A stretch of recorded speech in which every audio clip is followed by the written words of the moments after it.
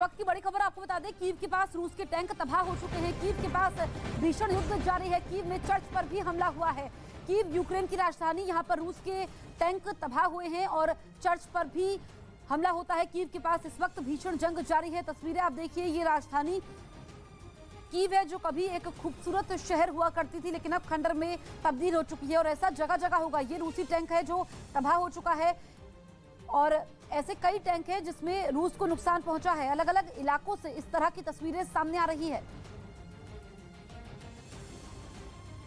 रूसी सेना की तरफ से यूक्रेन के तेल डिपो पर हमले ऐसे ही नहीं हो रहे हैं, बल्कि ये रूस के राष्ट्रपति व्लादिमीर पुतिन की एक बड़ी साजिश का हिस्सा है, जिसमें उन्होंने यूक्रेन के लोगों को भूख से तड़पाकर मारने का प्लान तैयार किया है।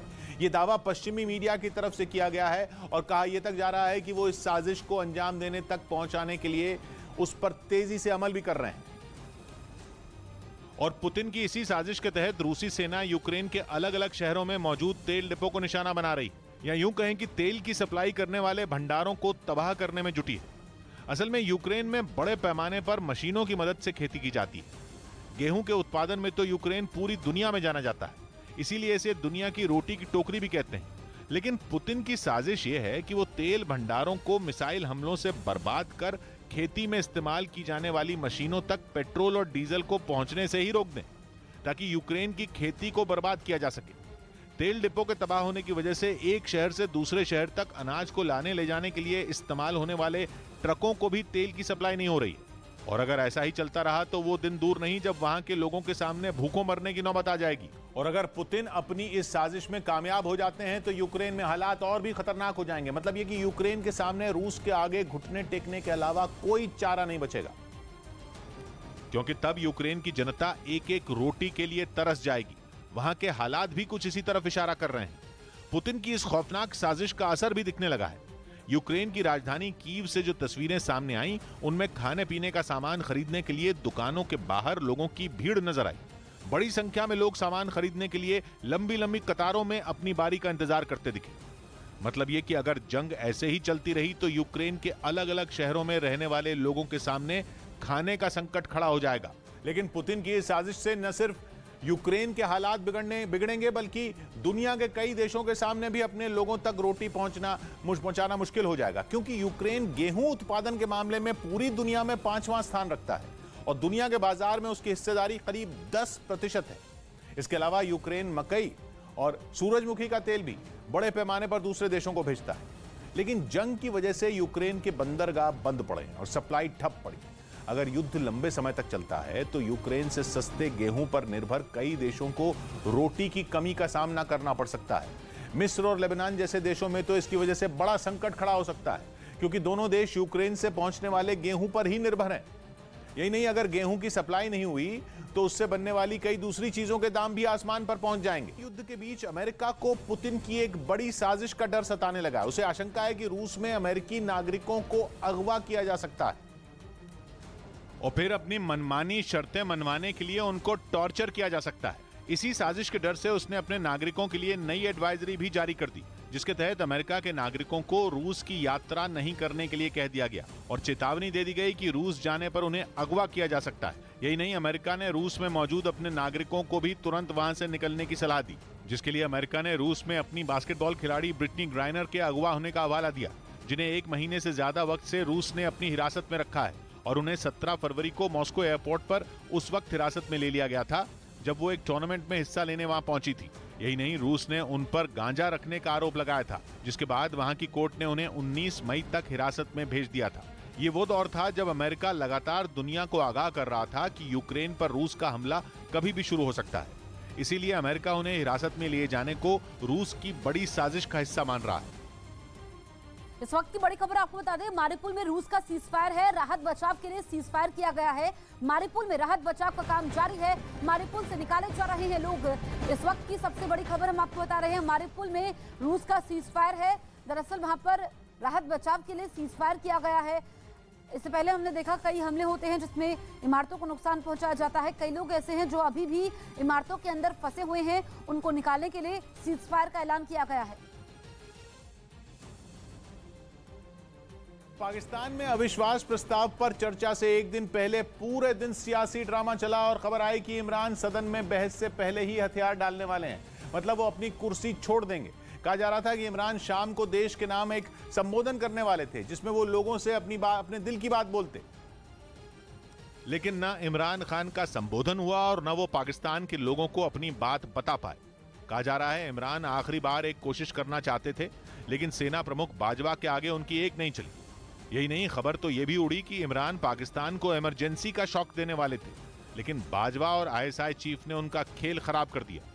खबर है कि बाजवा उन्हें रोकने के लिए खुद उनके घर पहुंच गए, जिसके बाद इस बात पर करीब करीब मोहर लग गई कि इस सियासी पारी में इमरान का गेम ओवर हो चुका है, क्योंकि थोड़ी ही देर बाद खबर आई कि इमरान देश को संबोधित नहीं करेंगे।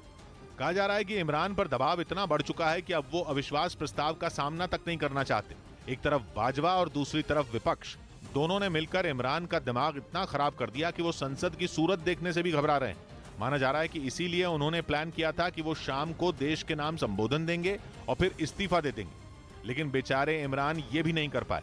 हालांकि उनकी पार्टी के नेता अब भी हकीकत छिपा रहे हैं। आर्मी चीफ की और मुलाकात हुई, ना तो किसी ने उनसे रिजाइन मांगा, ना ही वजीर आजम रिजाइन करेंगे। खबर है कि इमरान इतना परेशान हैं कि उन्होंने अपनी पार्टी के सांसदों से वोटिंग से दूर रहने को बोल दिया। मतलब ये कि इमरान का अपनी पार्टी के सांसदों से भरोसा पूरी तरह उठ चुका है। खबर है कि इसीलिए उन्होंने उनसे कह दिया कि वो उस दिन नेशनल असेंबली में ना आए जिस दिन अविश्वास प्रस्ताव पर वोटिंग होगी।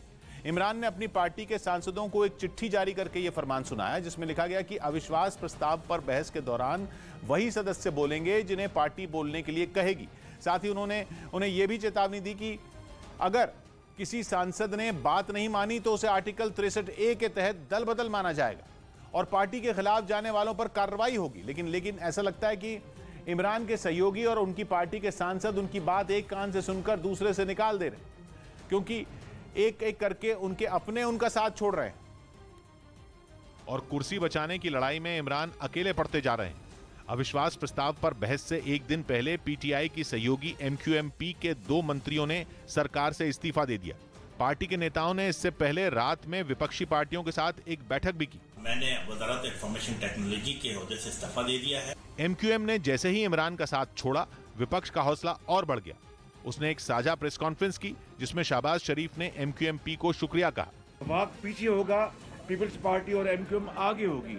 विपक्ष की इस प्रेस कॉन्फ्रेंस में शहबाज शरीफ के अलावा मरियम नवाज, फजलुर रहमान और बिलावल भुट्टो मौजूद रहे, जिनके चेहरे देखकर यह अंदाजा लग गया कि इमरान सरकार की हालत अब गिरी तब गिरी वाली हो चुकी है, क्योंकि उसका दावा है कि 342 सदस्यों वाली पाकिस्तान की नेशनल असेंबली में उसके पास 175 सदस्यों का समर्थन है, जबकि इमरान सरकार को गिराने के लिए 172 वोटों की जरूरत है। विपक्ष खुश है तो इमरान भी जाते जाते हर दांव खेलने के मूड में दिखे। उन्होंने दोपहर में ही ऐलान कर दिया था कि वो उनके खिलाफ हो रही विदेशी साजिश का खुलासा करने वाले हैं, जिसके लिए वो एक सीक्रेट चिट्ठी लेकर मीडिया के सामने आने वाले थे। आप एक बहुत बड़ी इंटरनेशनल साजिश जो पाकिस्तान के खिलाफ हो रही है उसका हिस्सा ना बन जाए। इमरान ने सीक्रेट चिट्ठी दिखाने के लिए पाकिस्तान के कुछ बड़े पत्रकारों को चुना। खबर है कि उन्होंने वो सीक्रेट चिट्ठी उन्हें एक मीटिंग में दिखाई। कहा जा रहा है कि चिट्ठी का जिक्र उन्होंने अपनी कैबिनेट मीटिंग में भी किया और बताया कि कैसे उन्हें कुर्सी से हटाने की साजिश विदेश में बैठकर लिखी गई। खबर है कि इमरान पत्रकारों को यह चिट्ठी इमरान ने दूर से दिखाई और अपनी जुबान से बताया कि चिट्ठी में उनके खिलाफ विदेश से रची साजिश के बारे में बताया। यही नहीं, इमरान ने दावा किया कि चिट्ठी में लिखा है कि अगर अविश्वास प्रस्ताव फेल हुआ तो पाकिस्तान को इसके बुरे नतीजे भुगतने होंगे। कहा जा रहा है कि इस बारे में इमरान ने पाकिस्तान की सुरक्षा एजेंसियों को भी जानकारी दी है। खबर है कि बैठक में इमरान ने यह भी कहा कि उन्हें रूस का दौरा करने से रोका गया था। यूक्रेन युद्ध के बीच सऊदी अरब के जद्दा में मौजूद एक तेल डिपो पर ड्रोन से किए गए हमले का वीडियो सामने आया। यह हमला ईरान के समर्थन वाले यमन के हूथी विद्रोहियों ने 25 मार्च को किया था, जिसकी वजह से दुनिया की सबसे बड़ी तेल कंपनियों में शुमार सऊदी अरामको को काफी नुकसान उठाना पड़ा था। और अब हमले का जो वीडियो सामने आया उसमें तेल डिपो के ऊपर एक ड्रोन गिरता दिखाई दिया, जिसके बाद वहां एक जोरदार धमाके के साथ भीषण आग लग गई। तेल की वजह से आग तेजी से फैली और पलक झपकते ही उसकी लपटें आसमान में पहुंच गईं। कई किलोमीटर दूर से ही आग की लपटें दिखाई पड़ रही थी। यही नहीं, उससे निकलने वाले काले धुएं के गुबार ने तो पूरे इलाके को ही ढक लिया। ईरान के समर्थन वाले हूथी विद्रोहियों का यह हमला फॉर्मूला 1 रेस ट्रैक के पास हुआ था। उस वक्त वहां फॉर्मूला 1 कार रेसिंग के ड्राइवर अपनी तैयारियों में जुटे थे। लेकिन हमले के कुछ ही देर बाद ट्रैक पर हर तरफ धुआं नजर आने लगा। इससे पहले हूथी विद्रोहियों ने 21 मार्च को भी सऊदी अरब पर मिसाइलों से हमला किया था। जिन हूथी विद्रोहियों ने सऊदी अरब के तेल डिपो को निशाना बनाया, उनकी दुश्मनी पहले सिर्फ यमन से थी, लेकिन अब इनके निशाने पर सऊदी अरब और यूएई भी हैं, क्योंकि हूथी शिया मुस्लिमों का संगठन है और यमन में उनकी आबादी करीब 50% है। लंबे समय तक यमन में इनका शासन था, जो 1964 की यमन क्रांति के बाद खत्म हो गया था। यमन के हूथी विद्रोहियों को लगता है कि उनका दबदबा सऊदी अरब और अमेरिका की वजह से खत्म हुआ। इसके बाद 2004 में यमन के हूथी युवाओं ने वहां की सरकार के खिलाफ विद्रोह शुरू कर दिया और 2009 में यह विद्रोह तेजी से बढ़ा। बाद में यमन सरकार की अपील पर 2015 में सऊदी अरब ने हूथी विद्रोहियों के खिलाफ सुन्नी देशों का एक गठबंधन बनाया और फिर सऊदी अरब की अगुवाई वाले इस गठबंधन की तरफ से हूथी विद्रोहियों के ठिकानों पर कई हवाई हमले किए गए। उसी का बदला लेने के लिए हूथी विद्रोहियों ने सऊदी अरब और यूएई पर हमले शुरू कर दिए। इस वक्त की बड़ी खबर आपको बता दें, यूक्रेन के तेल डिपो में भीषण आग लगी हुई है। रूस की मिसाइल हमले से लगी आग 28 मार्च से अब तक नहीं बुझ पाई है आग। दमकल की कई बड़ी टीमें इस वक्त मौजूद हैं और अभी तक आग बुझाने में नाकाम रही है। रिवने के तेल डिपो में ये आग लगी है। तस्वीरें आप देखिए, आग काफी ज्यादा भीषण है। अभी भी वहां से धुएं का गुबार उठ रहा है। दमकल कर्मी 28 मार्च से ही जुटे हुए हैं, लेकिन 3 दिन बीतने के बाद भी अभी तक आग पर काबू नहीं पाया गया है। ये रिवरे है तेल डिपो जिसमें भीषण आग लगी हुई है। दमकल की कई टीमें मौके पर मौजूद है। आग बुझाने की कोशिशें लगातार जारी हैं, लेकिन अभी तक आग नहीं बुझाई जा सकी है। तेल डिपो है, ऐसे में आग के आसपास फैलने का खतरा भी ज्यादा बढ़ चुका है।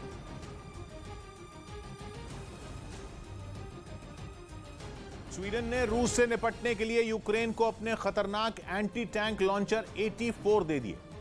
दावा किया गया कि ये हथियार पुतिन की पलटन को खदेड़ने में काफी मददगार साबित होंगे, क्योंकि ये एंटी टैंक लॉन्चर करीब से अपने दुश्मन को निशाना बनाने की ताकत रखता है। इन हथियारों के मिलने से यूक्रेन के जवानों का हौसला बढ़ गया।